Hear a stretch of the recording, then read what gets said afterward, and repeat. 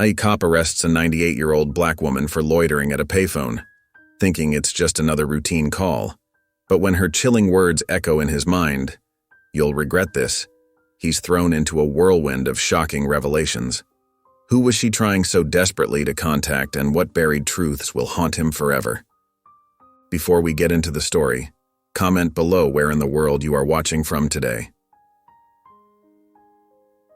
The late afternoon sun cast long shadows across the street as Lena Crawford's weathered fingers trembled over the payphone's metal keypad. Her thin frame hunched forward, seeking support from the phone booth's scratched plastic wall. At 98, every movement required careful consideration, but the urgency in her eyes suggested this call couldn't wait. "Please pick up," she whispered, her voice barely audible above the distant traffic. The phone rang once, twice, 3 times. No answer. Lena's shoulders sagged, but determination kept her grip firm on the receiver. She placed it back in its cradle and started over, feeding another quarter into the slot. Across the street, Officer Eric Vance watched from his patrol car, drumming his fingers against the steering wheel. The elderly woman had been at that phone booth for nearly 30 minutes now, making call after call. His training told him to check it out. Loitering was still loitering regardless of age. The radio crackled to life. "Unit 247, what's your status?" Eric picked up the handset. 247 here, observing a possible loitering situation on Mason Street. His eyes never left Lena as she dialed again, her lips moving in that same quiet plea. "Copy that, 247. Something about the woman's persistence nagged at him. This wasn't the usual loitering case, no teenagers killing time, no suspicious exchanges, just an elderly woman with what seemed like an important mission. Eric stepped out of his car, adjusting his belt as he crossed the street. The setting sun caught the silver in Lena's hair, creating a soft halo effect around her head. Up close, he could see the deep lines etched in her face, each one telling its own story. "Ma'am," he called out gently, "is everything all right?"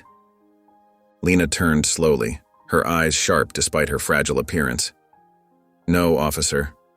Everything is not all right. But I need to make this call. You've been here quite a while. Maybe I can help you reach whoever you're trying to contact."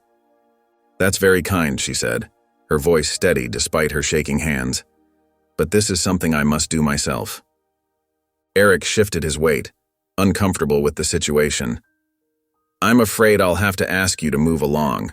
We can't have people camping out at phone booths." "I understand," Lena replied, turning back to the phone. "But I'm not finished yet." She lifted the receiver once more, another quarter ready. "Ma'am, please." Eric's voice took on an official tone. "If you don't leave now, I'll have to take you in." Lena's fingers paused over the keypad. She looked at him with eyes that seemed to see right through him, past his uniform and badge to something deeper. "You'll regret this, officer," she said quietly. Not as a threat, but as if stating a simple fact. The words sent an unexpected chill down Eric's spine. He pushed the feeling aside, reaching for his handcuffs more out of procedure than necessity. "Please put down the phone, ma'am. Don't make this harder than it needs to be." With deliberate slowness, Lena placed the receiver back in its cradle. Her quarter rolled onto the sidewalk, spinning briefly before settling heads up. She held out her wrists, the skin paper-thin and marked with age spots. Eric hesitated before gently securing the cuffs, making sure they weren't too tight on her delicate wrists. As he helped her into the back of his patrol car, she moved with a dignity that made him feel like he was the one who should be apologizing. Lena settled into the back seat, her eyes fixed on the phone booth through the window. The sun had nearly set now, painting the sky in deep purples and oranges.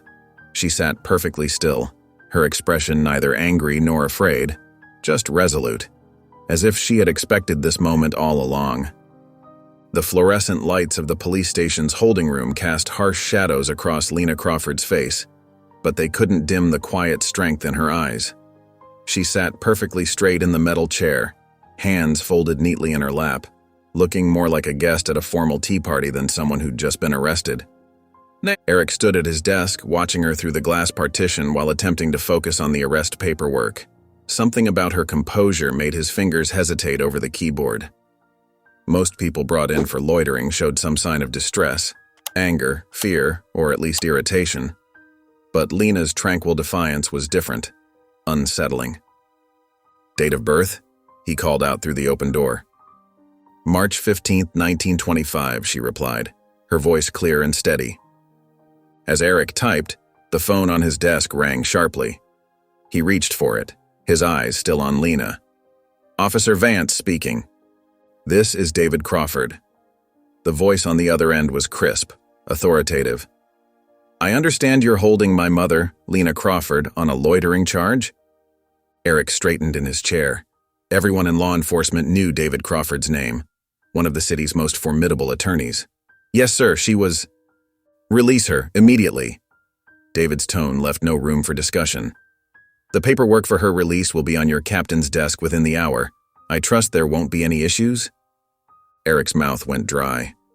"No, sir." "Of course not." "Good. And Officer Vance?" David paused.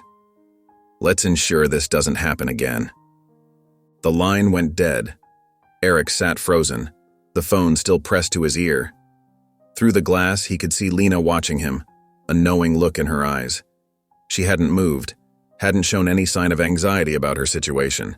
It was as if she'd known exactly how events would unfold. Rising from his desk, Eric walked back to the holding room. His footsteps echoed in the quiet space as he approached Lena. "Your son just called," he said, studying her face for a reaction. "Yes," she replied simply. "David can be quite persuasive when he needs to be." "Mrs. Crawford, what's really going on here? Why were you so determined to make those phone calls?" Lena's eyes met his, and for a moment, Eric felt like he was looking into depths of wisdom he couldn't begin to fathom. "You'll want to listen to me before it's too late," she said softly. Before Eric could respond, Lena's face contorted in pain. Her hand flew to her chest, fingers clutching at her blouse. Her other hand gripped the edge of the metal table as she slumped forward. Her earlier composure shattered in an instant of distress. "Mrs. Crawford!" Eric rushed forward as she collapsed, her small frame crumpling toward the floor. The ambulance's siren pierced the quiet night, its red and blue lights painting stark shadows across the streets. Inside, Eric sat beside Lena's stretcher, his stomach churning with a mixture of guilt and worry. The gentle sway of the vehicle did nothing to calm his racing thoughts. One of the paramedics adjusted an oxygen mask over Lena's pale face while checking the monitors. The steady beep of medical equipment filled the confined space, competing with the wail of the siren. Eric watched Lena's chest rise and fall with shallow breaths, remembering how differently this evening had started. Just hours ago, he'd thought she was simply a confused elderly woman causing trouble at a payphone. "Blood pressure's still low," the paramedic announced to his partner, "but stabilizing." Eric leaned forward, resting his elbows on his knees. His badge felt heavy against his chest. If anything happened to her because he delayed getting her medical attention. He pushed the thought away, focusing instead on her peaceful expression, so different from the pain that had contorted her features earlier. Lena's eyes fluttered open, struggling to focus in the dim light of the ambulance. Her gaze drifted around the space before settling on Eric's face. With trembling fingers, she reached up and pulled the oxygen mask aside. "Mrs. Crawford, please leave that in place," the paramedic said firmly. But Lena's eyes remained locked on Eric. "I know your father's secret," she whispered, her voice barely audible above the siren.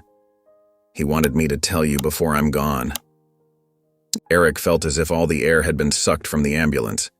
His father, the Honorable Judge Marcus Vance, was the epitome of integrity in their community. What secret could this woman possibly know? He leaned closer, his heart pounding. "What do you mean? What secret?" "Ma'am, you need to keep the mask on," the paramedic interrupted, gently but firmly replacing the oxygen mask. He turned to check her vital signs again, positioning himself between Eric and Lena. Eric sat back, his mind spinning. The mention of his father had opened a flood of questions. How did Lena know him? What could be so important that she'd risk her health trying to make those phone calls? The determined look in her eyes at the payphone made more sense now, but everything else felt even more confusing.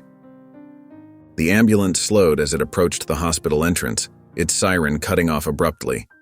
Through the windows, Eric could see the emergency room's bright lights illuminating the night. Medical staff were already waiting outside, their scrubs ghostly white under the fluorescent lighting. The back door swung open and suddenly everything was movement and urgency. The paramedics efficiently transferred Lena's stretcher out of the ambulance, rattling off vital signs and medical terms to the waiting hospital staff. Eric climbed out after them, watching as Lena was whisked through the automatic doors, her small form disappearing into the bright interior of the emergency room. He stood rooted to the spot, the warm night air heavy around him. His father's secret. The words echoed in his mind, along with all the questions they raised. What could a respected judge have to hide? And why would he choose Lena Crawford to reveal it? The ambulance pulled away, leaving Eric alone with his thoughts in the hospital parking lot. Above him, the emergency room sign buzzed quietly, its red letters casting a dim glow over the pavement where he stood, grappling with Lena's cryptic words. Eric's footsteps echoed through the sterile hospital waiting room as he paced back and forth. The fluorescent lights cast harsh shadows across his worried face, while nurses and doctors moved efficiently around him, their shoes squeaking against the polished floor. He checked his watch for the 10th time in as many minutes. "What was I thinking?" he muttered under his breath. The events of the evening played through his mind on repeat. Lena at the payphone, her calm defiance, the arrest that now seemed completely unnecessary. His police training had taught him to trust his instincts, but tonight, those same instincts had led him terribly wrong. The waiting room's automatic doors whooshed open, and David Crawford stormed in. His expensive suit looked slightly rumpled, and his face was tight with anger. He spotted Eric immediately and strode toward him, his polished shoes clicking against the floor. "Officer Vance," David said, his voice cold and controlled. "Would you care to explain why my 98-year-old mother was arrested for using a payphone?" Eric straightened his posture, professional training kicking in. "Mr. Crawford, I was following standard procedure for—" "Standard procedure?" David cut him off. "She's nearly a century old, for heaven's sake. What threat could she possibly pose?" "Sir, I understand your frustration, but—" "No, I don't think you do." David's voice rose slightly, drawing glances from nearby nurses. "Do you have any idea who my mother is? What she's been through?" Before Eric could respond, a nurse appeared in the doorway. "Mrs. Crawford is asking for Officer Vance," she announced, looking between the two men. "She's quite insistent." David's face darkened. "I should be the one talking to her right now. I'm her son." "Please," the nurse said softly. She specifically requested Officer Vance. Alone. Eric watched as David's jaw clenched and unclenched. The lawyer ran a hand through his graying hair, his frustration evident in every movement. Finally, he took a step back. "Fine," David said, his voice tight. "But this isn't over, Officer Vance. Not by a long shot." He turned and walked to the far corner of the waiting room, pulling out his phone with sharp, angry movements. Eric followed the nurse down the quiet hallway, the beeping of medical equipment and distant conversations creating a subtle backdrop. She led him to a private room and gestured for him to enter. Lena lay in the hospital bed, looking small against the white sheets, but somehow more alert than before. The oxygen mask had been replaced with a nasal cannula, and some color had returned to her cheeks. Medical monitors blinked steadily beside her bed, their rhythmic beeping oddly comforting in the quiet room. When she saw Eric, she raised a thin hand and motioned to the chair beside her bed. Her eyes were clear and focused, showing none of the confusion or distress from earlier. Eric hesitated for a moment in the doorway, unsure what to expect from this woman who claimed to know his father's secret. Then, with measured steps, he moved toward the chair she'd indicated. The dim hospital room felt heavy with unspoken words as Eric settled into the chair. Shadows stretched across the walls, cast by the single bedside lamp that gave Lena's face a gentle glow. She adjusted herself carefully against the pillows, her movements deliberate and measured. "Your father," she began, her voice soft but clear, "was different back then. Younger, of course, but also more uncertain of himself." She paused, studying Eric's face. It was 1982, and he had just become a judge. Eric leaned forward slightly, his police notepad forgotten in his pocket. The steady beep of the heart monitor marked time as Lena gathered her thoughts. There was a case, she continued. Not the kind that makes headlines, but the kind that changes lives. A prominent family's son had gotten himself into trouble, serious trouble. Her fingers twisted in the thin hospital blanket. I was working as a tutor for their youngest daughter at the time. I saw things, heard things I wasn't supposed to. The fluorescent light in the hallway flickered, casting momentary shadows through the doorway. Lena's voice grew stronger as she spoke, as if each word lifted a weight she'd carried for decades. Your father had to make a choice. The evidence that could have destroyed that family, I helped him hide it. She met Eric's stunned gaze. We thought we were protecting people. The daughter I tutored, she was just a child. The scandal would have ruined her life. Eric's throat felt dry. What kind of evidence? Documents, photographs, proof of corruption that went deeper than anyone realized. Lena's hands trembled slightly as she reached for the water glass beside her bed. Samuel, your father, he believed that revealing everything would cause more harm than good. The ripple effects would have touched hundreds of lives. The weight of her words settled in the quiet room. Eric could hear the distant sounds of the hospital, footsteps in the corridor, the soft ding of an elevator, the murmur of voices at the nurse's station. He was so confident, Lena said, her voice taking on a distant quality. So sure that burying the truth was the right thing to do. We both were. But choices like that, they don't stay buried. They grow roots, spread beneath the surface. Eric watched as tears gathered in the corners of her eyes. The daughter I tried to protect, she figured it out years later. The truth destroyed her anyway, just slower, more painfully. Your father's decision protected some people, yes, but it devastated others. The shadows in the room seemed to deepen as Lena's story unfolded. She spoke of sealed documents, of midnight meetings, of promises made and broken. Each detail painted a picture of his father that Eric struggled to reconcile with the man he knew. When she finished speaking, Lena looked exhausted but somehow lighter. She turned her gaze to the window where city lights twinkled in the distance. You should go now, she said quietly. Think about what I've told you. Eric stood on unsteady legs, his mind whirling with questions he wasn't sure he wanted answered. As he reached the doorway, Lena's voice followed him, soft but clear. Lies have a way of catching up with you. He stepped into the hallway, his father's carefully constructed image crumbling in his mind with each step. The morning sun cast long shadows across Eric's patrol car as he sat parked outside his father's Victorian-style home. His fingers drummed against the steering wheel while he watched the curtains in the living room window flutter. The newspaper lay untouched on the front steps. His father always read it over breakfast at exactly 8:30 a.m. Eric checked his watch. 8:15. Perfect timing for a surprise visit. Taking a deep breath, he stepped out of his car and walked up the familiar brick path. The porch steps creaked under his feet, just as they had during his childhood. He pressed the doorbell, hearing the same chime that had announced countless dinner guests over the years. Samuel opened the door, surprise flickering across his face before settling into a warm smile. Eric, this is unexpected. He wore his usual morning attire, pressed slacks and a button-down shirt, even at home. Just thought I'd stop by, Dad. Eric managed a casual smile. Been a while since we had breakfast together. The kitchen smelled of coffee and toast as they settled into their old routine. Samuel busied himself with preparing extra eggs, while Eric watched his father's methodical movements. The familiar domesticity almost made him forget why he'd come. I need to make a quick work call, Samuel said, glancing at his watch. Help yourself to more coffee.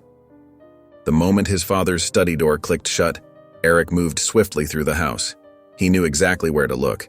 The attic had always been his father's storage space for important documents. The pull-down ladder made barely a sound as he climbed up. Dust motes danced in the streams of light filtering through the small window. Eric moved carefully between stacked boxes labeled with years and cases. In the far corner, Partially hidden behind old law books sat a worn wooden box he'd never noticed before. His hands trembled slightly as he lifted the lid. Inside, dozens of letters lay bundled with faded ribbon, the paper yellowed with age. Each envelope bore Lena's elegant handwriting. The first letter he opened was dated June 15, 1982. Samuel, the weight of our decision grows heavier each day. When I see Catherine's innocent face, I wonder if we've done right by her. The evidence you've hidden away. It protects some but condemns others. I fear the day of reckoning will come. Eric's heart pounded as he opened another. The arrangements have been made. No one will find the documents now. But remember what we discussed. This sacrifice must mean something in the end. The truth cannot stay buried forever. A third letter revealed more. Your position on the bench is secure now, but at what cost? The family's influence runs deeper than we imagined. I've done as you asked, but this burden is almost too heavy to bear. The sound of his father's study door opening downstairs made Eric freeze. Quickly, he selected the most revealing letter, one that specifically mentioned the sacrifice that sealed our fates, and tucked it into his jacket pocket. He returned the box exactly as he'd found it, and descended the ladder just as Samuel's footsteps approached. Sorry about that, Samuel called from the hallway. Legal matters never rest, even on Sunday mornings. Eric's hand pressed against the letter in his pocket as he rejoined his father in the kitchen. The paper felt like it was burning through the fabric, each word he'd read confirming Lena's story in ways he couldn't ignore. The afternoon sun streamed through the hospital's wide windows as Eric strode down the sterile hallway toward Lena's room. His father's hidden letters weighed heavily in his jacket pocket, each step bringing him closer to answers he both craved and feared. Before he could reach Lena's door, a tall figure stepped into his path. David Crawford stood like a wall, his expensive suit marking him as distinctly out of place among the hospital's casual visitors. His jaw was set tight and his eyes blazed with barely contained anger. "Officer Vance," David said, his voice clipped. "I think you've done quite enough damage already." Eric held his ground. "Mr. Crawford, I need to speak with your mother." "No, what you need to do is leave." David moved closer, lowering his voice. "You arrested an elderly woman for using a payphone. Now you're hanging around her hospital room like some vulture trying to drag up ancient history. Your mother has important information." "My mother," David cut in sharply, "is 98 years old. She gets confused, mixes up stories, creates connections that don't exist." He straightened his tie, a nervous gesture that betrayed his professional demeanor. "I've spent years trying to manage her episodes." Eric pulled the letter from his pocket. "These don't look like episodes to me." He held up the yellowed paper. "Your mother wrote these to my father years ago. They're very real and very clear." David's face flushed. "You're going through private correspondence now? Does your department know you're conducting this little investigation?" "When's the last time you really listened to her, Mr. Crawford?" Eric asked, watching David's reaction carefully. "Actually sat down and heard what she's trying to tell you?" "Don't you dare lecture me about my relationship with my mother," David snapped. "I've spent my entire life dealing with her obsession with the past. Every family gathering, every holiday, always trying to drag up old stories, old wounds. Some things are better left buried." "Even if those things are the truth?" David's laugh was bitter. "Truth? You've known my mother for what, 2 days? I've watched her spin tales my entire life. She means well, but she sees conspiracies everywhere. It's easier to believe in some grand cover-up than to accept that sometimes life is just messy." "Then why did my father keep these letters hidden away for decades?" Eric pressed. "Why did your mother try so desperately to make that phone call yesterday?" Something flickered across David's face, doubt perhaps or fear, but it vanished quickly behind his practiced lawyer's mask. "Stay away from my mother, officer. That's not a request." Eric met David's gaze steadily. "No." Without waiting for a response, Eric stepped around David and pushed open Lena's door. He could feel David's eyes boring into his back, but he didn't turn around. The truth waited in that hospital room, and he was done letting others stand in its way. Lena lay propped up in her bed, looking frail but alert. Her eyes moved from Eric to David's figure in the doorway, and a sad smile crossed her face. "I've been expecting you," she said softly. Lena's weathered hand smoothed the hospital blanket as she gathered her thoughts. The rhythmic beeping of monitors filled the silence, and afternoon light cast long shadows across her bed. "I was young then," she began, her voice steady despite her frailty.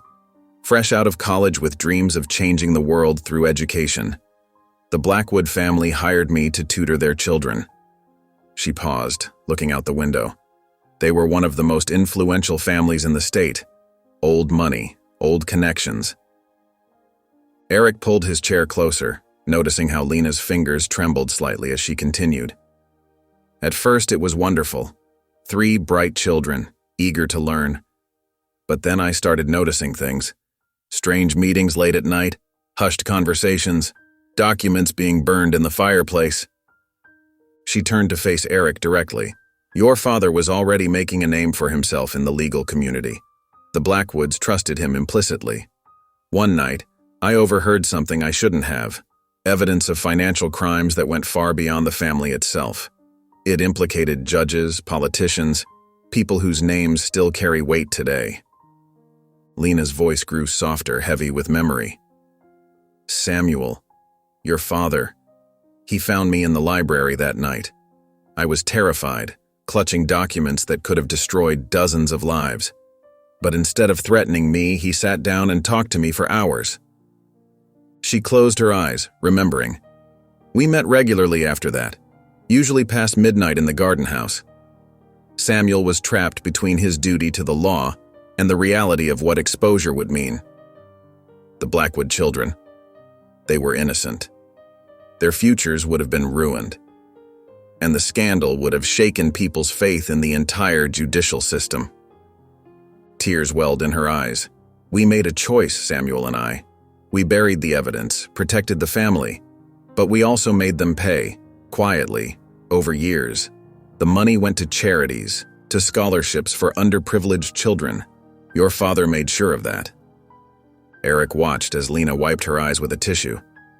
"But the cost," she continued, her voice cracking. "I lost my teaching career. No prestigious family would hire someone who left the Blackwoods so abruptly. Samuel, he carried the weight of compromise throughout his career. Every case he judged, every decision he made, it all came with the shadow of knowing he had once chosen mercy over justice." She reached out and touched Eric's hand. "Your father wasn't a bad man, but he wasn't perfect. You need to know both sides of him." Eric sat at his kitchen table early the next morning, surrounded by the yellowed letters he'd taken from his father's house. Steam rose from his untouched coffee as he arranged the correspondence chronologically, his police training kicking in as he searched for patterns. The letters spoke in careful code. "The garden remains tended," seemed to reference ongoing payments. "The children bloomed despite the frost," suggested the Blackwood kids were protected from consequences. Each piece added depth to Lena's story. His fingers traced his father's familiar signature at the bottom of one letter. The careful, measured strokes seemed different now, less authoritative, more burdened. Eric checked the dates against his father's career milestones. The letters stopped shortly after Samuel's appointment to the federal bench. With shaking hands, he dialed a number he'd tracked down the night before. After 3 rings, a gruff voice answered. Martinez speaking. "Detective Martinez? This is Officer Eric Vance. I'm calling about a case you worked on involving the Blackwood family around 30 years ago." A long pause followed. "Judge Vance's boy?" Martinez's voice carried a mix of recognition and wariness. "That case was closed a long time ago." "I know, but I've come across some information that suggests there's more to the story." Eric glanced at the letters spread before him. "Something involving my father." Martinez sighed heavily. "Look, your father was a good judge, one of the best, but that case..." He trailed off. "Things weren't right. Evidence disappeared. Witnesses changed their stories overnight, the kind of thing that makes a detective lose sleep." Eric's throat tightened. "Did you ever suspect my father's involvement?" "Suspect, kid, I knew, but proving it..." Martinez cleared his throat. "The day after I tried to reopen the investigation, I got transferred to traffic duty. A week later, your father signed off on a full scholarship for my daughter's college education. Never asked for anything in return. Just gave me a look when we passed each other in the courthouse. Eric's hand clenched around the phone. So he bought your silence? No, Martinez replied firmly. He gave me a choice between pursuing a truth that would hurt innocent people or accepting that sometimes justice wears a different face. My daughter became a doctor because of that scholarship. She saved countless lives. Was that worth letting some rich folks avoid scandal? I still don't know. The conversation continued, Martinez sharing details that aligned perfectly with Lena's account. The detective's memory remained sharp, painting a picture of carefully orchestrated damage control that protected the Blackwoods while extracting a price for their immunity. After hanging up, Eric spread the letters across his desk. The afternoon sun illuminated the faded ink, each page representing a piece of his father's hidden life. He saw now how Samuel's career had been built on this foundation of compromise. Cases decided with careful attention to both justice and mercy, always seeking balance between what was legal and what was right. The man Eric had known as a stern, principled judge now emerged as something more complex. These letters revealed a father who had carried the weight of his choices silently, who had found ways to serve justice even while seeming to subvert it. Eric stared at the evidence before him, understanding for the first time the true depth of his father's involvement in the Blackwood case, and the burden of responsibility he had carried ever since. The evening sun cast long shadows through the windows of Mario's Italian restaurant as Eric sat across from his father. Samuel looked distinguished as always in his pressed shirt and tie, cutting his chicken parmesan with precise movements. The familiar scene felt different now, charged with unspoken questions. The department's been busy lately, Eric said carefully, watching his father's face. Had an interesting case involving an elderly woman the other day. Samuel nodded absently, dabbing his mouth with a napkin. The Crawford woman? David called me about that. Eric's fork paused halfway to his mouth. You know the Crawfords? David and I have crossed paths professionally. Samuel took a sip of water, his expression neutral. Small legal community in this town. Must have been even smaller 30 years ago, Eric pressed, trying to keep his tone casual. Back when you were handling the Blackwood case. Samuel's hand tightened almost imperceptibly around his water glass. That was a long time ago. Why the sudden interest in ancient history?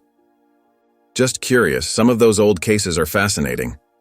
Eric twirled pasta around his fork, watching his father's reactions. Especially ones where things don't quite add up. The past is past, Eric. Samuel's voice carried a warning edge. Some stories are better left alone. Even when they involve people who are still around, people like Lena Crawford. The temperature seemed to drop several degrees. Samuel set down his cutlery with deliberate care. I'm not sure what you're implying, but I've spent decades building a reputation for fairness and integrity. I won't have it questioned over old gossip. It's not gossip if it's true, Eric said quietly. And I'm not questioning your integrity, Dad. I'm trying to understand. Understand what? Samuel's voice rose slightly. That sometimes justice isn't black and white? That protecting people sometimes means making difficult choices?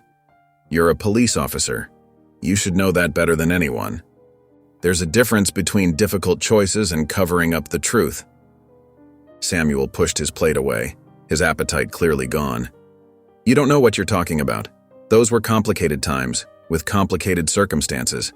Not everything fits into your neat categories of right and wrong. Then help me understand, Eric pleaded. Tell me what really happened. Enough. Samuel's palm hit the table with enough force to make the silverware rattle. Several nearby diners turned to look. When he spoke again, his voice was low and controlled. Some secrets protect more than just the guilty, Eric. Remember that before you go digging up the past. The rest of the dinner passed in tense silence. Eric watched his father retreat behind walls of propriety and polite small talk, deflecting every attempt to return to the subject. But beneath Samuel's composed exterior, Eric could see cracks in the facade, the way his hands shook slightly as he signed the check, the tension in his shoulders as he stood to leave. As they walked to their cars, Samuel turned to Eric. Whatever you think you know, whatever Lena Crawford has been telling you, let it go. Please. For a moment, vulnerability flickered across his face, gone so quickly Eric almost missed it. Eric watched his father drive away, more certain than ever that Samuel was protecting something bigger than just himself. The question was, what could be so important that it was worth decades of secrecy? The morning sun had barely crept over the horizon when a sharp knock echoed through Eric's apartment. He opened the door to find Captain Reed standing there, his face stern and professional. "Officer Vance," Reed said, stepping inside without waiting for an invitation. "We need to talk." Eric's stomach tightened as he closed the door. The captain rarely made house calls, especially this early. "What brings you here, sir?"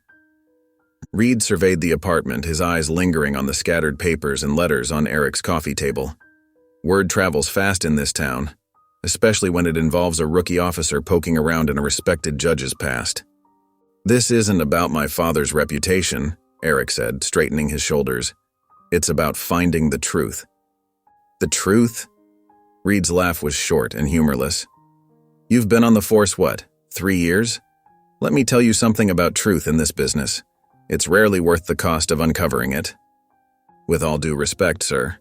"No, you listen to me," Reed cut in, his voice firm but not unkind. "Your father has served this community for over 30 years. He's helped shape laws that protect people. Do you really want to risk tearing all that down?" Eric moved to the window, watching the street below come to life. "If he's done something wrong?" "Wrong?" Reed shook his head. "In this line of work, right and wrong aren't always clear-cut. Sometimes good people make tough choices for the right reasons." "That doesn't make it right," Eric insisted. "Maybe not," Reed conceded, "but it makes it complicated.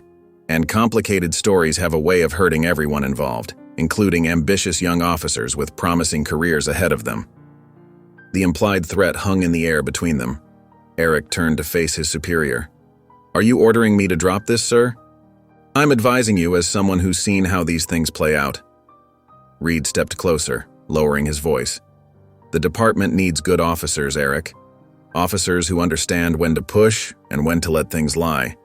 Don't throw away your future chasing ghosts from the past." "This isn't about my career," Eric said firmly. "It's about doing what's right." "Noble sentiments," Reed replied, moving toward the door.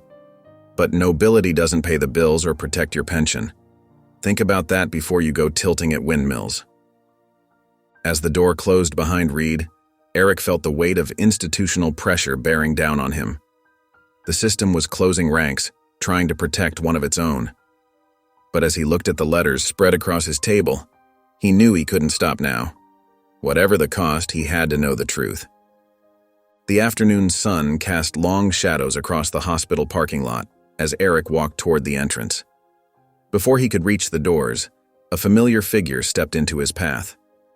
David Crawford stood there, his suit jacket unbuttoned and his tie loosened, a stark contrast to his usually polished appearance. "Officer Vance," David's voice was tight with barely contained anger. "We need to talk about what you're doing to my mother." Eric stopped, maintaining a professional distance. "Mr. Crawford, your mother is sharing this information willingly." "Willingly?" David let out a bitter laugh. "She's 98 years old and in a hospital bed.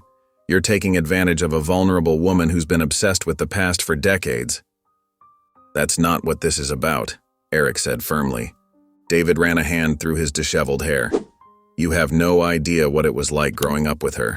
Every dinner conversation, every holiday, every important moment in my life, it all came back to this scandal she couldn't let go of." "Maybe there was a reason for that," Eric suggested quietly. "A reason?" David's voice rose. "Do you know what it's like having a mother who's more concerned with decades-old secrets than her own son's life? I graduated top of my class in law school. She spent the ceremony writing notes about your father's old cases. I made partner at my firm. She wanted to talk about some mysterious sacrifice she made years ago." Eric watched as years of hurt and frustration poured out of the usually composed lawyer. "Mr. Crawford, I've spent years building a life away from all this," David continued. his hands gesturing wildly. "I've worked hard to establish myself as more than just Lena Crawford's son. And now you come along, encouraging her delusions, dragging up all the things I've tried to put behind me?" "They're not delusions," Eric said firmly. "I've found evidence." "Evidence?" David scoffed. "A few old letters? Some cryptic conversations? That's all she's ever had. Hints and allegations that never amount to anything concrete." "Your mother's story deserves to be heard," Eric said, feeling his own anger rising. "Whether or not it fits with the narrative you've created for yourself." "The narrative I've created?" David stepped closer, his voice dropping to a dangerous whisper. "I created a life for myself despite her obsession, not because of it. I love my mother, Officer Vance, but I won't let you use her fixation to further your own agenda." Eric stood his ground. "This isn't about an agenda. It's about the truth." "The truth?" David's laugh was hollow. "The truth is that my mother's determination to expose this supposed scandal cost me a normal relationship with her. The truth is that she chose her crusade over her own son. That's the truth I've lived with." "Maybe there's more to the truth than what you've allowed yourself to see," Eric responded, his voice firm but understanding. "Your mother's story matters, Mr. Crawford, whether or not you want to hear it."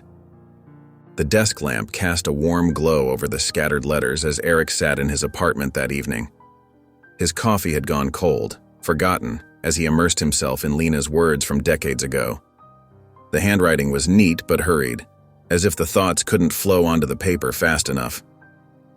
"My dearest Samuel," one letter began, "the oak stands firm where truth lies buried." Eric had noticed this phrase, or variations of it, appearing in several letters dated around the summer of 1975. He spread the letters across his desk chronologically, studying each mention carefully.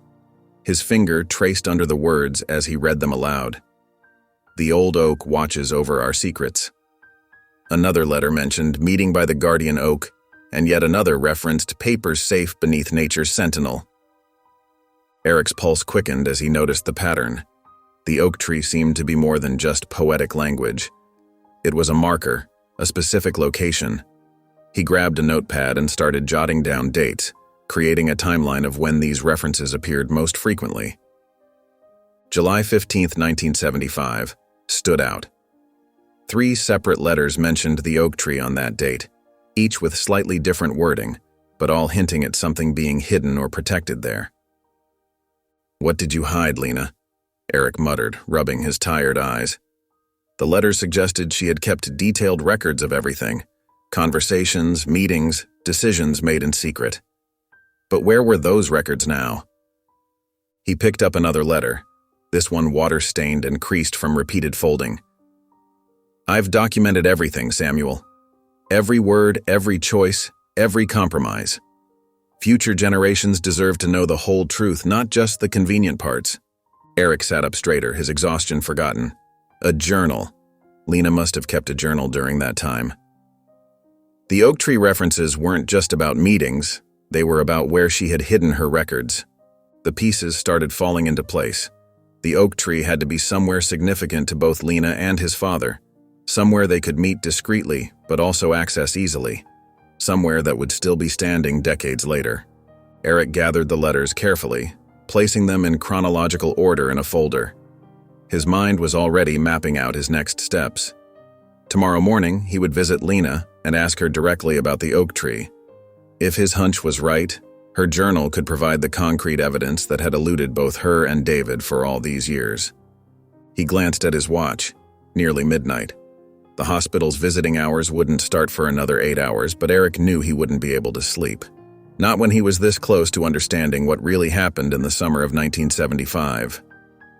The morning sun filtered through the hospital room's thin curtains as Eric entered, finding Lena propped up against her pillows. She looked frailer than before, but her eyes remained sharp and alert. "I found something in the letters," Eric said softly, pulling a chair close to her bed. "You kept mentioning an oak tree, and specific dates in the summer of 1975. Lena's hands trembled slightly as she smoothed her blanket. "Ah, the letters. I wondered if you'd find those." Her voice was weak but steady. I wrote so many back then, trying to make sense of everything.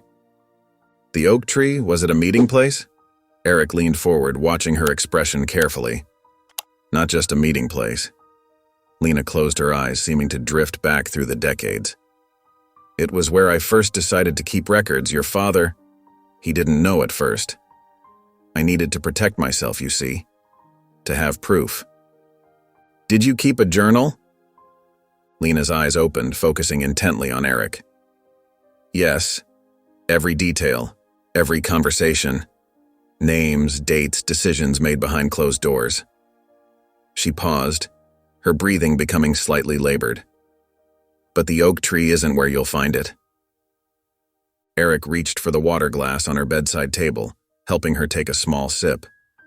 Where is it, Lena? Please, I need to know. My old house, she said after a moment. 417 Maple Street. The journal. I put it in a metal box beneath the floorboards in what used to be my bedroom.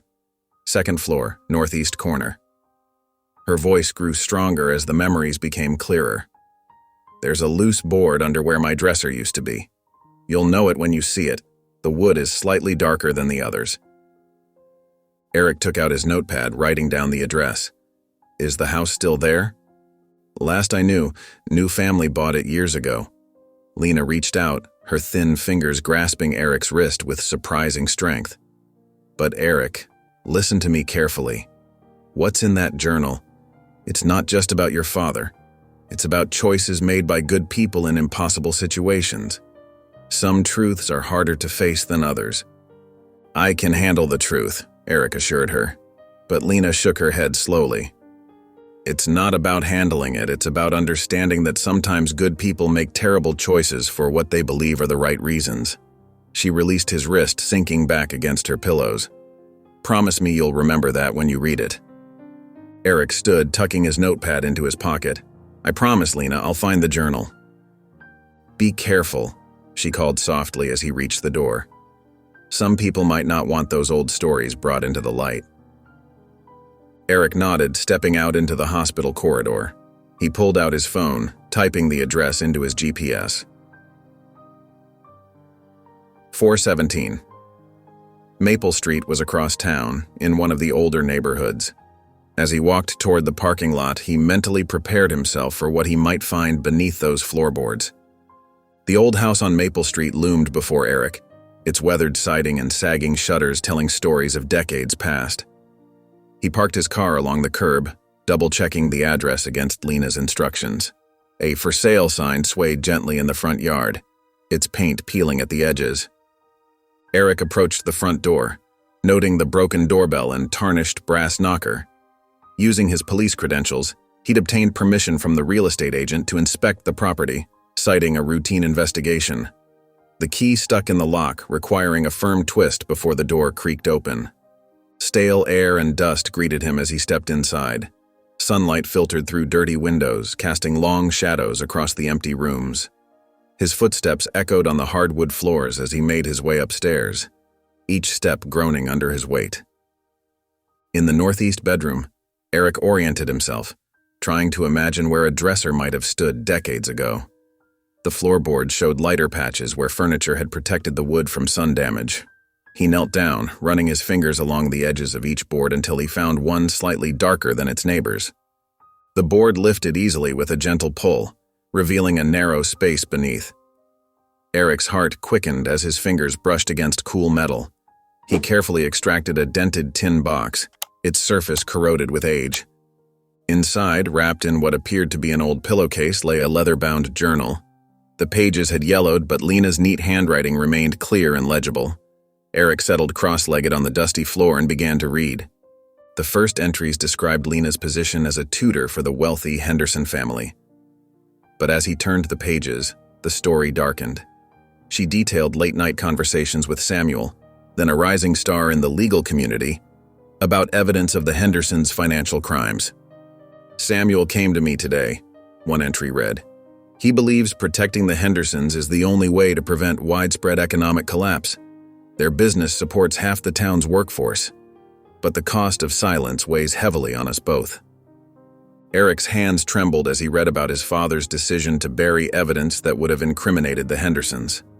Samuel had chosen to protect the town's stability over pursuing justice. The journal revealed how this choice had secured his appointment as judge, but at a terrible personal cost. "Today, Samuel told me he's sending his son to live with his sister," Lena had written. "He says keeping Eric away is the only way to ensure the boy's safety. The Hendersons' threats were clear. They own him now, and they'll use whatever leverage necessary to maintain their control." Eric remembered those years living with his aunt, believing his father had sent him away due to being too busy with his career. The truth hit him like a physical blow. Samuel had sacrificed their relationship to protect him. The final entry Eric read detailed a confrontation between Samuel and Robert Henderson. "I watched Samuel sign away his soul today," Lena wrote. "He stood tall, but I saw the defeat in his eyes. He traded his integrity for his son's safety and the town's stability. Some would call it noble. Others would name it corruption. Perhaps it's both." Eric closed the journal, his mind swimming with conflicting emotions. His father's actions were both selfless and corrupt, protective and damaging. The admiration he felt for Samuel's sacrifice warred with a sense of betrayal over the years of deception. The dusty bedroom seemed to close in around him as he sat there, holding the physical proof of his father's greatest compromise. Through the dirty window, the afternoon sun cast long shadows across the floor, much like the shadows now falling across Eric's understanding of his father. The lamp on Eric's desk cast a warm glow across the scattered pages of Lena's journal. Outside his apartment window, the city had grown quiet, with only occasional car lights sweeping across his walls. His coffee had long since gone cold, forgotten as he immersed himself in Lena's detailed account of the past. Each page revealed new layers of the scandal that had shaped his childhood. The Hendersons' financial empire had been built on fraud, threatening to collapse and take the entire town's economy with it. But beyond the cover-up Eric had already discovered, the journal revealed something more profound: Lena's quiet resistance. While Samuel had chosen to protect the Hendersons officially, Lena had worked in secret to help their victims. She'd used her position as a tutor to gather information, quietly passing it to affected families so they could protect their remaining assets. Her entries described sleepless nights spent copying documents and making anonymous phone calls.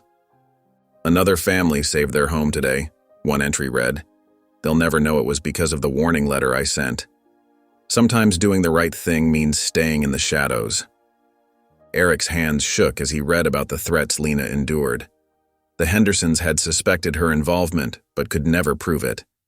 They'd made her life increasingly difficult, spreading rumors, ensuring she could never find work as a tutor again, isolating her from society. Yet she had persisted. "I lost my reputation today," she wrote. "The Hendersons' whispers have done their work. Old friends cross the street to avoid me, but I think of the children I've helped, the families who still have homes, and I know I would choose this path again." The journal painted a complex portrait of both Lena and Samuel.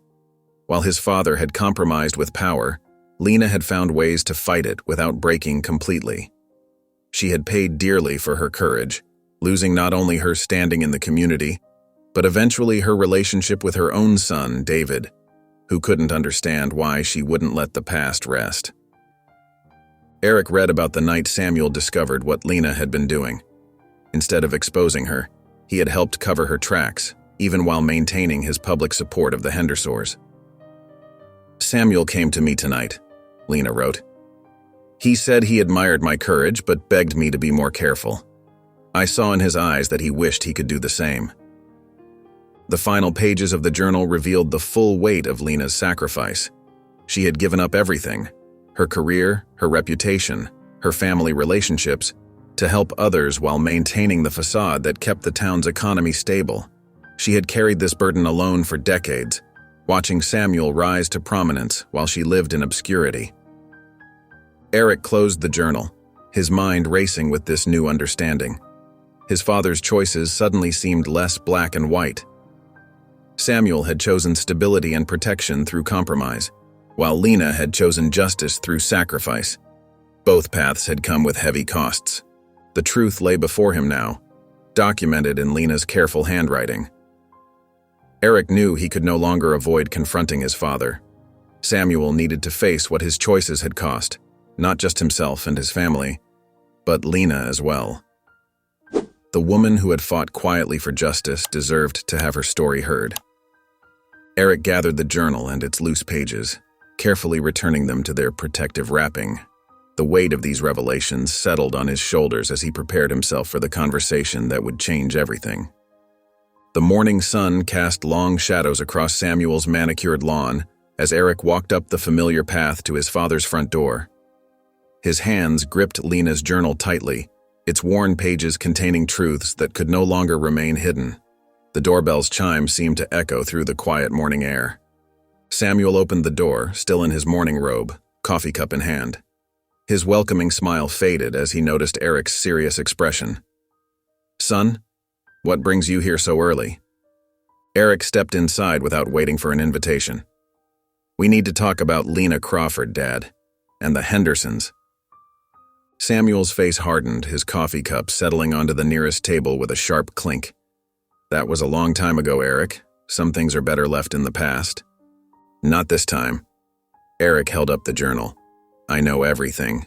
About the cover-up, about how you protected the Hendersons while they destroyed people's lives.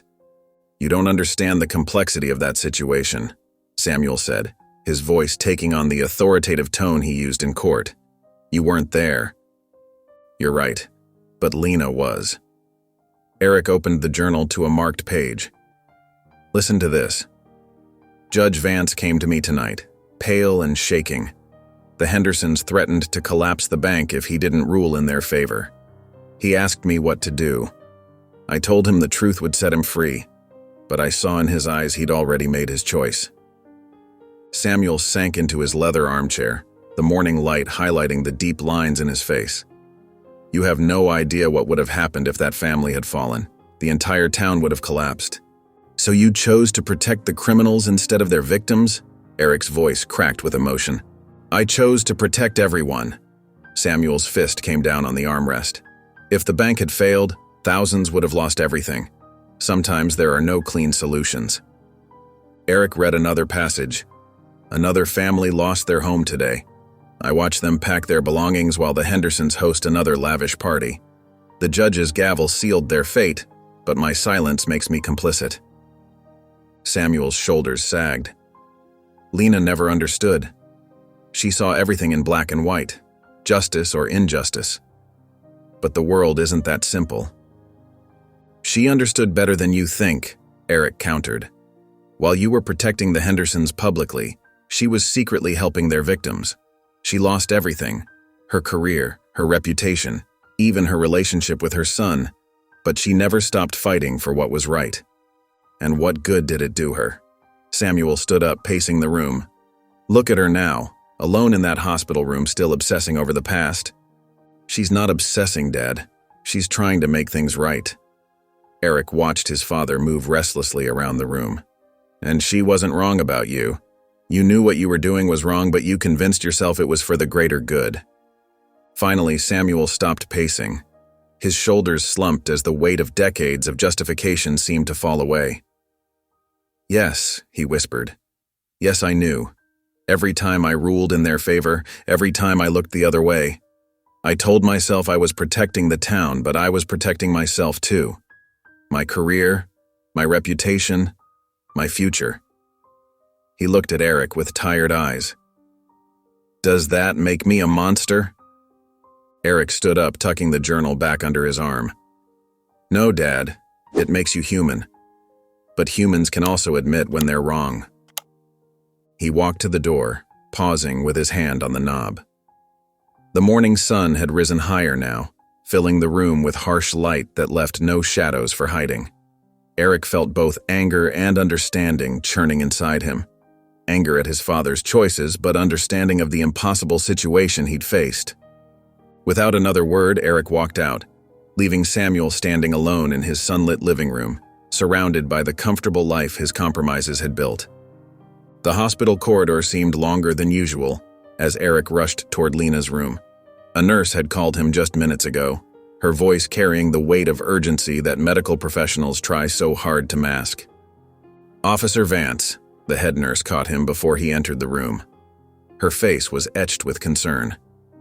Ms. Crawford's condition has deteriorated significantly in the past few hours.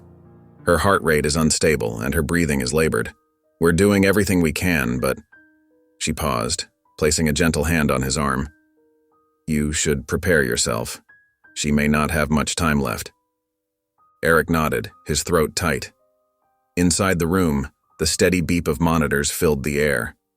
Lena lay still against the white sheets, her skin nearly as pale as the fabric surrounding her. Her chest rose and fell with shallow breaths. He pulled a chair close to her bedside and carefully took her hand in his. Her skin felt paper-thin and cool to the touch. The fluorescent lights cast harsh shadows across her face, making her appear even more fragile than before. Lena, he said softly, I'm here. Her eyes fluttered open, taking a moment to focus on his face. A faint smile touched her lips. Eric, she whispered, her voice barely audible above the medical equipment's steady hum. I talked to my father, he told her, gently squeezing her hand. You were right about everything. He admitted it all. Lena's eyes brightened slightly, and she managed to tighten her grip on his hand for just a moment. The truth, she said, pausing to catch her breath, has its own power. She drifted in and out of consciousness as the afternoon light filtered through the hospital blinds. Eric stayed by her side, watching the shadows move across the room. Sometimes she would wake and look at him with surprising clarity. Other times her eyes would open but seem distant, lost in memories of the past. During one of her lucid moments, she turned to him with an intensity that belied her failing strength. Promise me, she whispered. Promise me it wasn't for nothing. Eric leaned closer, still holding her hand. I promise, Lena. Your story won't be forgotten. What you did, what you sacrificed, people will know the truth. She nodded slightly, satisfaction crossing her tired features. The monitors continued their steady rhythm as she closed her eyes again, drifting back into sleep. Eric remained in his chair, watching over her as the afternoon light began to fade, keeping his vigil as a testament to the courage of the woman who had refused to let the truth stay buried. The Vance family gathered in Samuel's living room as evening settled over the city. Eric's sister Sarah sat rigidly on the edge of the couch, while their younger brother Michael paced near the fireplace. Samuel occupied his usual leather armchair, his fingers drumming nervously on the armrest. Eric stood by the window, Lena's journal clutched in his hand. The setting sun cast long shadows across the room, matching the gravity of the moment. I called you all here because there's something we need to discuss, he began, his voice steady despite his racing heart. Sarah leaned forward, concern etched on her face. Eric, what's going on? Dad looks like he hasn't slept in days. Because he hasn't, Eric replied, opening the journal. There's something about Dad's past, about a case he handled years ago, that we need to know. Samuel's fingers stopped drumming. Son, please. No, Dad, Eric cut in firmly. They deserve to know. He began reading from Lena's journal, detailing the cover-up and the choices their father had made. As Eric read, Michael stopped pacing. That's impossible, he burst out. Dad would never... I did, Samuel interrupted, his voice heavy with resignation. Everything in that journal is true. Sarah stood up abruptly. You covered up a crime, protected criminals. Everything you taught us about justice and truth, was it all just words? It wasn't that simple, Samuel defended, rising from his chair. I had to consider the bigger picture. The fallout would have destroyed more lives than it saved. That wasn't your decision to make, Eric countered. Lena sacrificed everything to help those people, and you let her carry that burden alone. Michael moved to stand beside their father. He was trying to protect people. Sometimes there aren't any perfect choices. But there are right ones, Sarah argued, tears in her eyes. How many people suffered because of this silence? Samuel sank back into his chair, suddenly looking older than his years. Not a day goes by that I don't think about it. Lena? She was the strongest of us all. She never wavered from what she believed was right. Then we owe it to her to preserve that truth, Eric said, placing the journal on the coffee table. Her story deserves to be remembered, not just the scandal, but her courage in standing up for what was right. The family fell silent, each processing the weight of the revelation. Finally, Sarah spoke up. We should establish something in her name.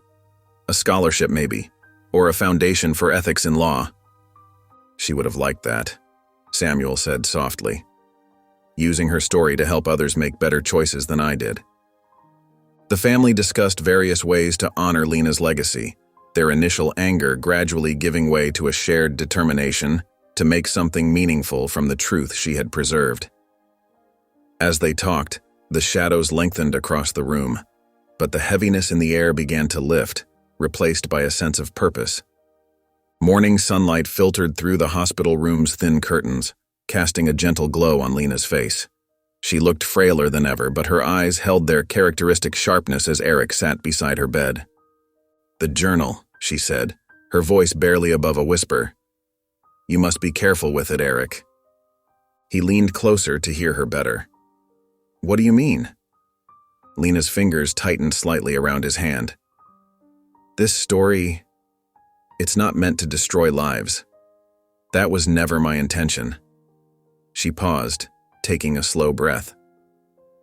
"It's about understanding how one choice leads to another, how we carry the weight of our decisions."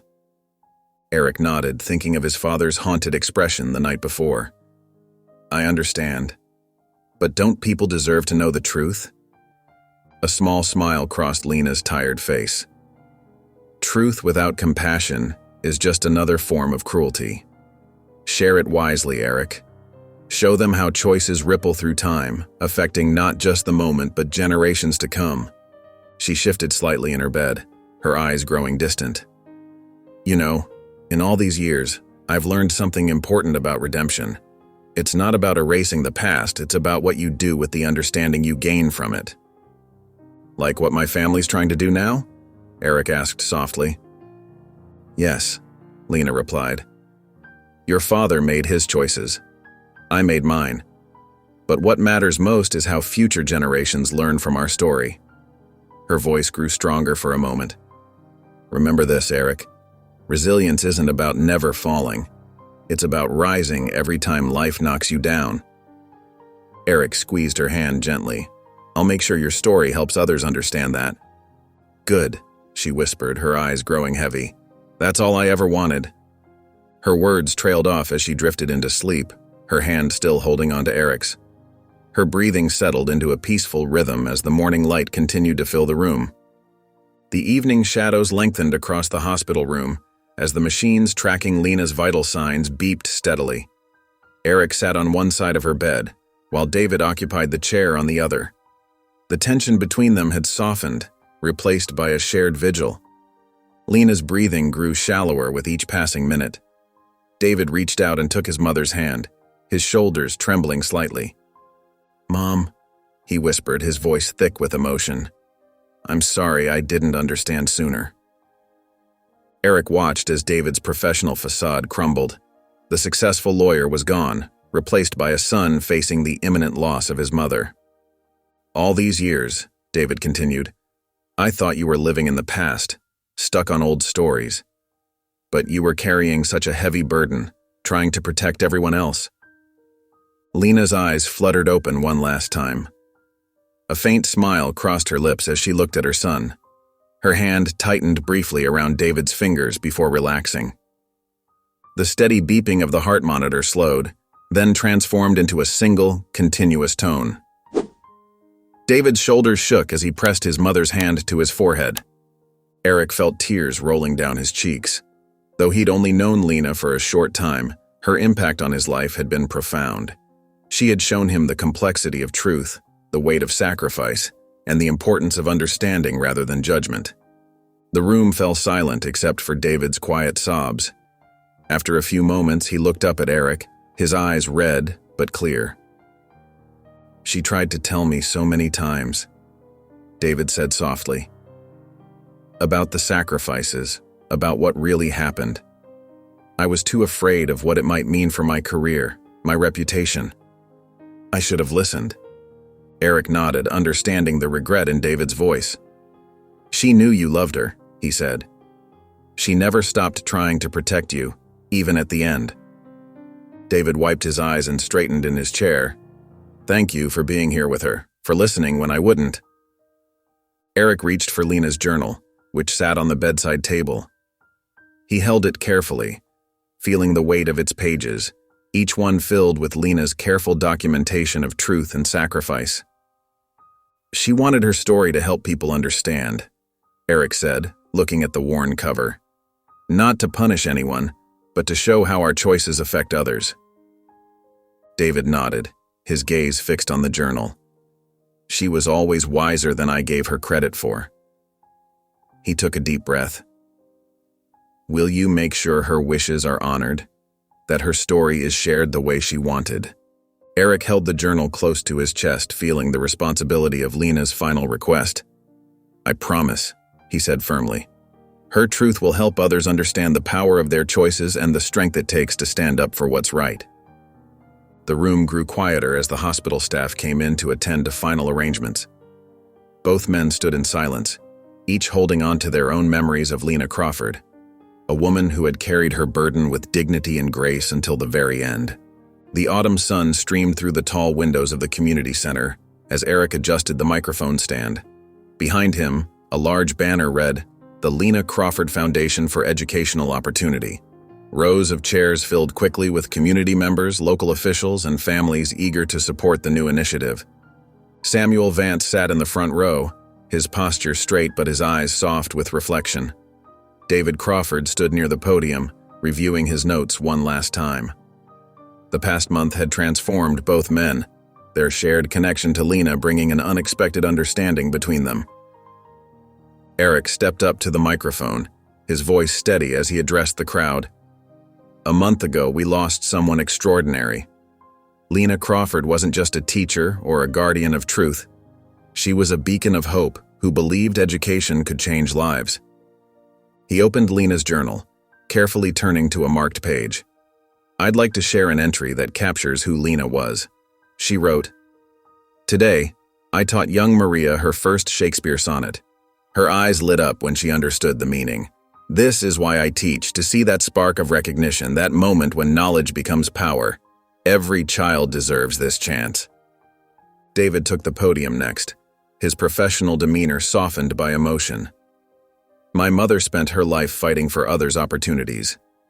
This foundation will provide scholarships and tutoring services to students who might otherwise slip through the cracks. The audience listened intently as David shared stories of Lena's dedication to her students.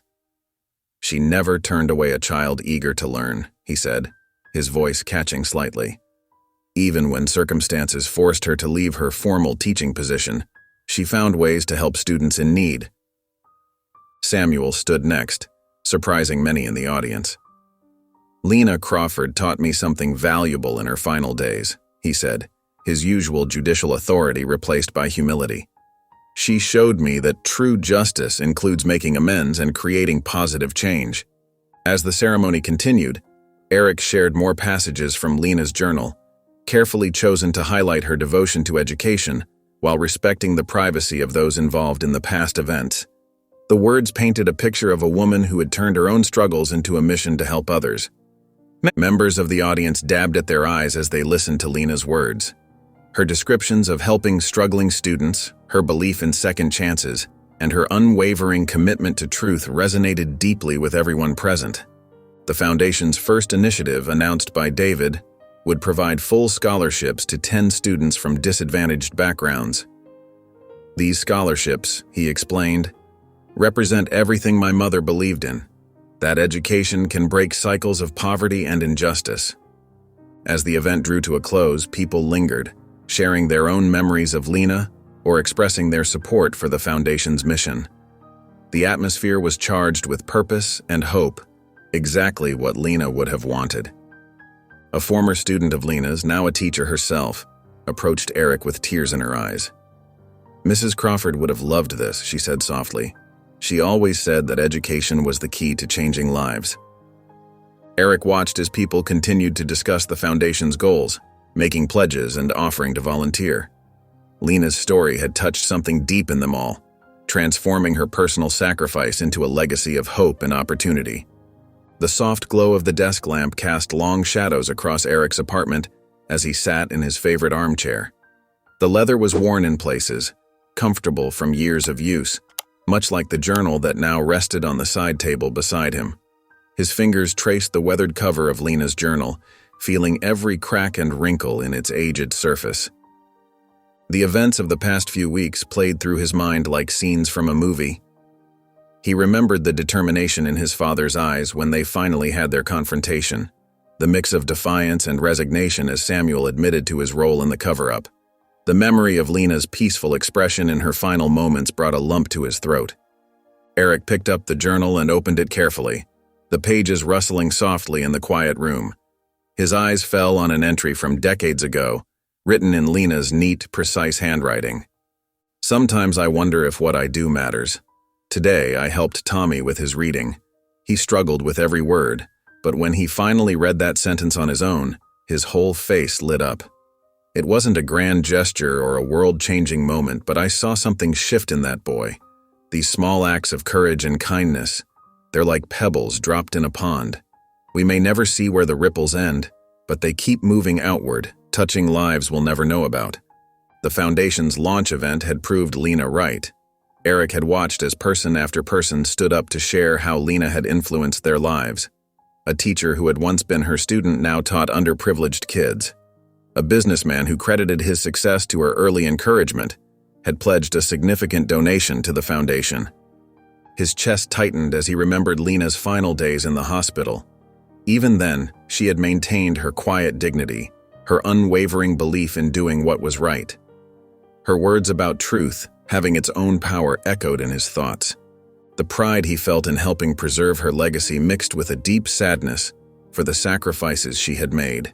She had carried her burden alone for so many years, watching from the sidelines as others built their lives on the foundation of her silence. Eric turned to another page where Lena had written about her decision to stay quiet about the scandal. "It's not always about making noise. Sometimes the bravest thing is to bear witness, to hold on to truth until the right moment comes. Every small choice for good matters even if no one sees it." The words resonated with his own experiences as a police officer. How many times had he faced situations where the right path wasn't clear-cut? How often had he struggled with the balance between duty and compassion? Sitting there in the quiet of his apartment, surrounded by shadows and memories, Eric felt something settle inside him. Lena's story wasn't just about exposing past wrongs or seeking justice. It was about the everyday courage to do what was right, even when it was hard. It was about understanding that real change often came not from grand gestures, but from small, consistent acts of integrity. The late afternoon sun filtered through the tall windows of Samuel's dining room, casting warm patches of light across the antique wooden table. Eric sat with his siblings, Sarah, the eldest, and Mark, the youngest, while their father occupied his usual place at the head of the table.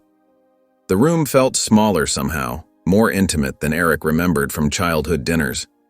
Samuel's hands trembled slightly as he folded them on the table. The past weeks had taken their toll. New lines creased his face, and his normally perfect posture showed signs of wear. "I've been doing a lot of thinking," he began, his voice softer than usual. "About Lena, about the choices I made back then." Sarah shifted in her chair, her lawyer's instincts making her wary. "Dad, you don't have to explain." "Yes, I do," Samuel interrupted gently. "For too long, I've hidden behind the idea that what I did was for the greater good. Lena." He paused, collecting himself. "Lena showed me what true integrity looks like. She carried the weight of my decisions without complaint and still found it in her heart to forgive me." Mark, who had been quietly studying his water glass, looked up. "But why didn't you ever tell us? We could have understood." "Pride," Samuel admitted. "Fear. The longer I kept it hidden, the harder it became to face it. I convinced myself I was protecting you all, but really, I was protecting myself." Eric watched his father carefully, noting how different he seemed from the commanding figure who had dominated his childhood. Lena told me something before she passed, he said. She said that acknowledging our mistakes doesn't diminish the good we've done. It just makes us human. Sarah's expression softened. I've been thinking about that too. Dad, you've helped so many people from the bench. Maybe those decisions were influenced by what happened with Lena? Samuel nodded slowly. Every time I had to make a difficult decision, I thought about her. About how one person's courage could ripple out and affect so many lives. I tried to be better, to make choices that would honor her sacrifice. I think that's what matters now, Mark added, surprising everyone with his certainty. Not just acknowledging the past, but learning from it. Growing from it.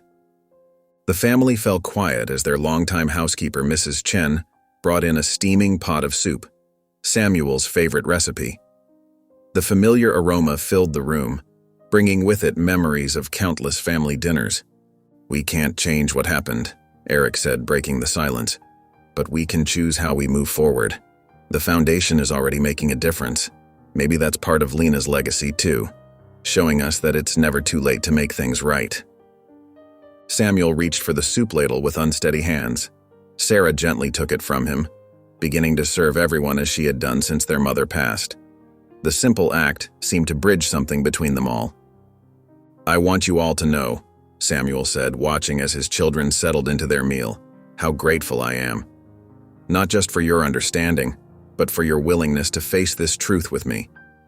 Lena taught me that family isn't about perfection, it's about acceptance, even of our flaws. The soup bowls steamed gently before them, the familiar ritual of sharing a meal together taking on new meaning. Though tensions still lingered, there was also a sense of relief, as if a window had been opened in a long-closed room, letting in fresh air and light. David stepped into the foundation's office, his polished shoes clicking against the hardwood floors. The space wasn't large or luxurious like his law firm, but something about it felt right. Sunlight streamed through the windows, illuminating the carefully arranged photographs on the walls. Snapshots of his mother's life that told a story he'd spent years trying to ignore. He paused before a black and white image of Lena as a young teacher, surrounded by smiling students. Her eyes held the same determined sparkle he remembered from his childhood. Another photo showed her at a community event, speaking with the quiet dignity that had become her trademark. The sound of voices drew his attention to the conference room.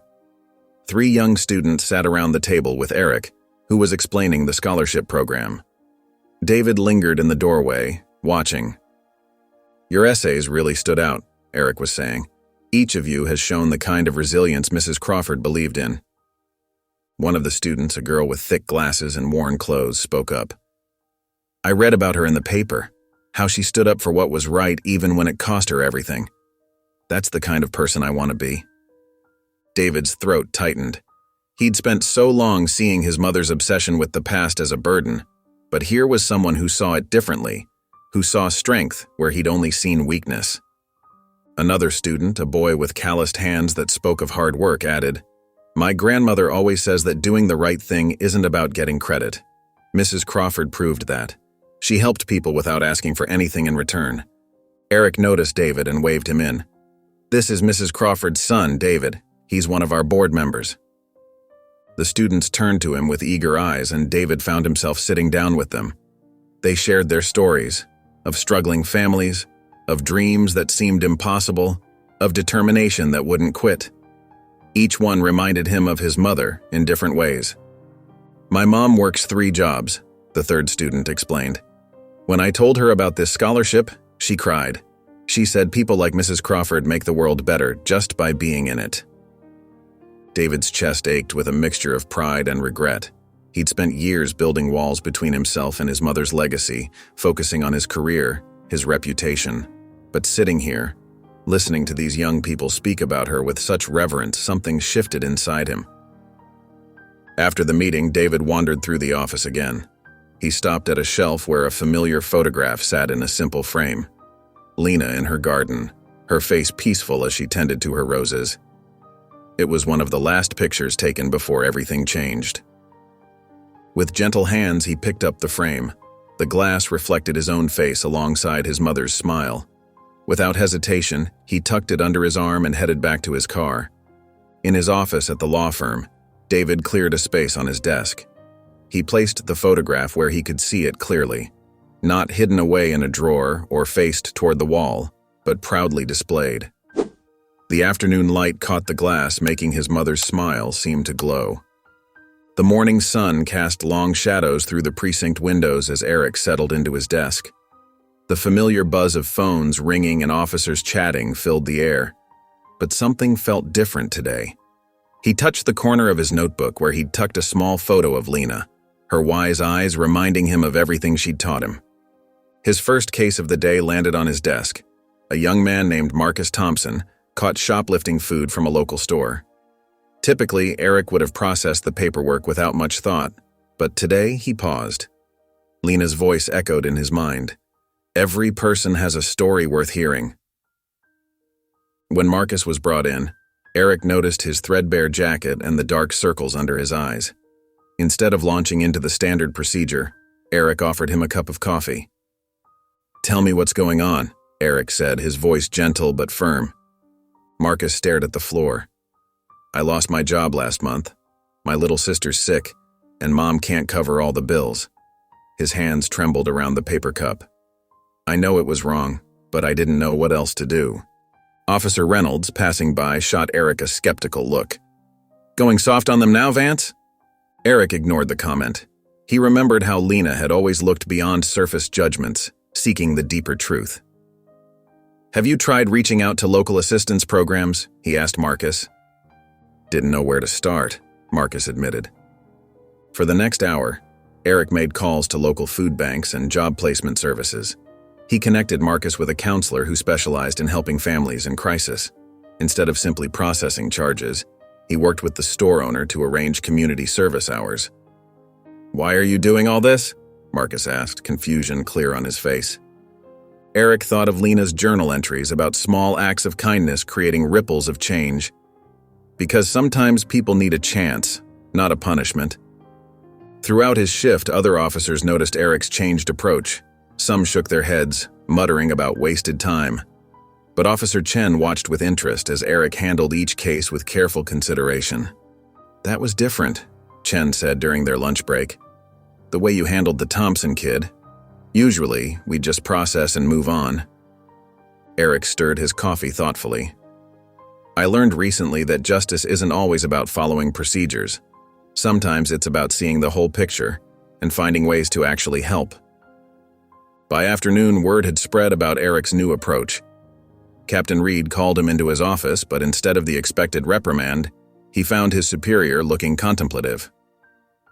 "Heard you spent extra time with the Thompson case," Reed said. "Got me thinking about some changes we could make to our community outreach programs." As his shift drew to a close, Eric reviewed his day's work.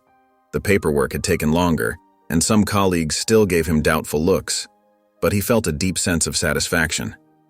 Each decision, each moment spent listening instead of just processing, felt like a small tribute to Lena's legacy. Gathering his things, Eric noticed Officer Chen talking to a young rookie, gesturing toward some community resource pamphlets he'd never seen them use before.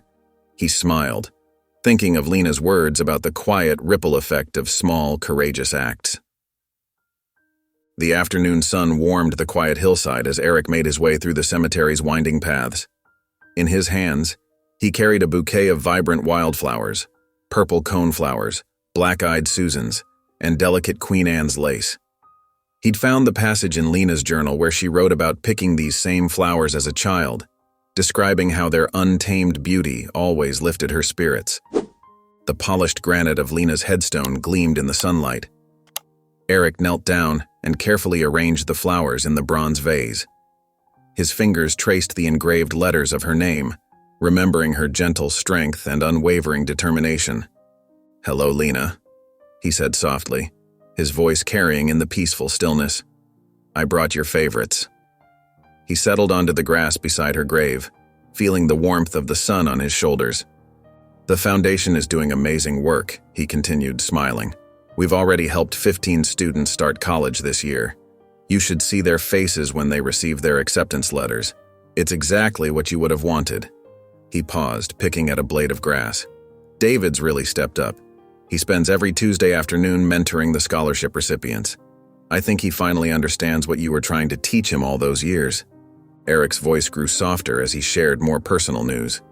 Your story changed everything for me, Lena. The way I approach my job, how I treat people. It's all different now. Last week, I helped a young man find a better path instead of just processing his arrest. It reminded me of how you always saw the person behind the circumstances. He told her about his father, how Samuel had started speaking at ethics seminars for law students, sharing his mistakes and the importance of moral courage. He carries your journal entries with him, the ones about redemption and second chances. Your words are still teaching people, still changing lives.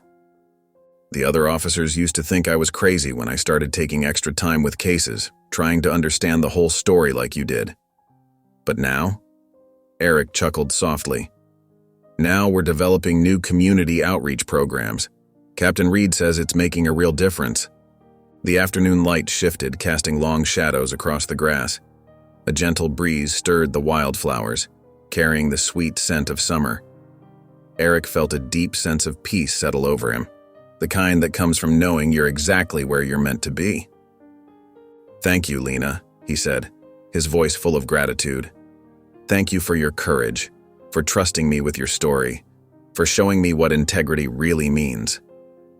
The breeze picked up slightly, rustling through the nearby trees. Eric smiled, feeling a profound connection to this wise woman who had changed his life so completely. The Foundation's office buzzed with quiet anticipation as people filled the rows of chairs. Sunlight streamed through the windows, illuminating the framed photographs of Lena that lined the walls. At the small podium stood Sarah Chen, the first recipient of the Lena Crawford Scholarship, her hands clasped tightly together as she surveyed the gathered crowd. David and Eric sat in the front row, both wearing dark suits that marked the occasion's importance. Sarah took a deep breath and began to speak, her voice initially trembling but growing stronger with each word. Before I learned about Lena Crawford, she said, I didn't think someone like me could make it to college. She gestured to the largest photograph of Lena, showing the elderly woman's kind eyes and gentle smile. My parents work 3 jobs between them. We live in a tiny apartment and college seemed like an impossible dream. David shifted in his seat, his eyes fixed on the young woman speaking. He remembered his mother's persistence, how she'd never let circumstances define her limits. Sarah's words brought those memories into sharp focus. But then I read Lena's journal entries. Sarah continued, her voice growing more confident. I read about how she stood up for what was right, even when it cost her everything. How she believed that education could change lives. She paused, wiping away a tear. Her words made me believe I could be more than my circumstances. Eric watched as several audience members dabbed at their eyes. He noticed how Sarah stood straighter now, her chin lifted with the same quiet determination he'd seen in Lena during those hospital room conversations. What touched me most wasn't just Lena's courage, Sarah said, but her belief that small acts of kindness could change the world. She called it the quiet ripple effect. That's what this scholarship means to me. It's not just about the money for college. It's about believing that someone sees value in my dreams. David's hands tightened on his armrests. He remembered all the years he'd spent pushing away his mother's wisdom, trying to distance himself from her persistent focus on justice and truth. Now, listening to Sarah, he felt the full weight of his mother's legacy. I promise to honor Lena's memory. Sarah's voice filled the room with conviction. I'll study hard, become a teacher, and help other kids who think their dreams are out of reach. Because that's what Lena did. She showed us that courage isn't always loud. Sometimes it's just refusing to give up, day after day. As Sarah finished speaking, the room erupted in applause. People rose to their feet, their faces showing both tears and smiles. Eric stood with them, feeling the familiar warmth in his chest that came whenever he witnessed Lena's influence touching another life. David joined the standing ovation, his usual reserved demeanor softened by emotion. The sound of clapping filled the small office space, and Eric glanced at the photograph of Lena on the wall. Her gentle smile seemed to hold all the wisdom and compassion that had changed so many lives, including his own. In that moment, Surrounded by people moved by Sarah's words, Eric felt Lena's presence as strongly as he had in that hospital room. The late afternoon sun cast long shadows through Samuel's study as Eric entered.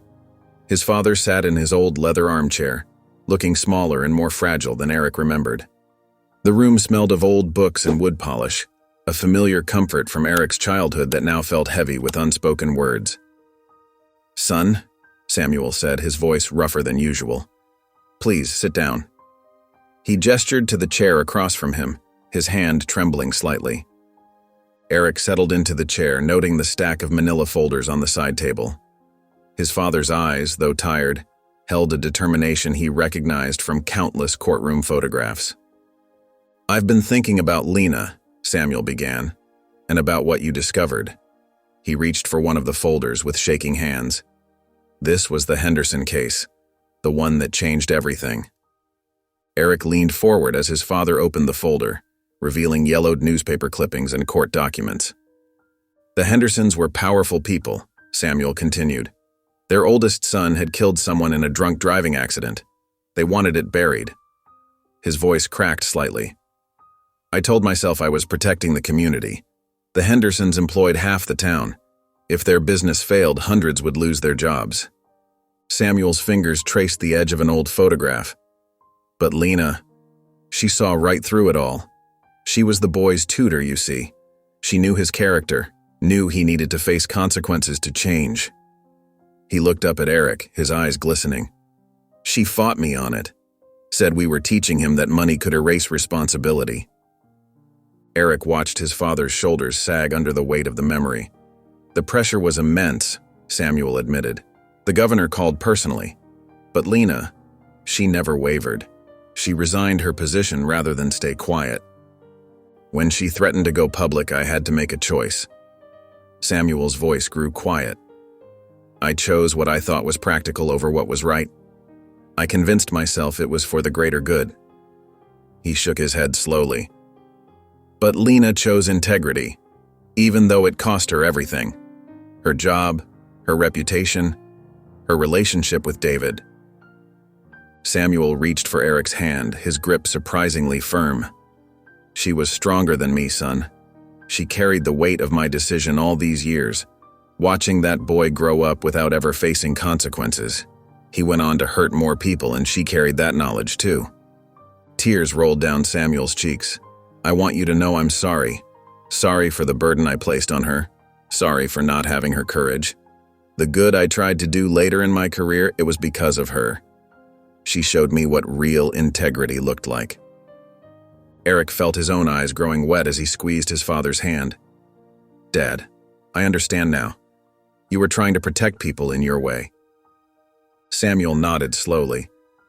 "But Lena was right. Real protection comes from facing truth, not hiding it."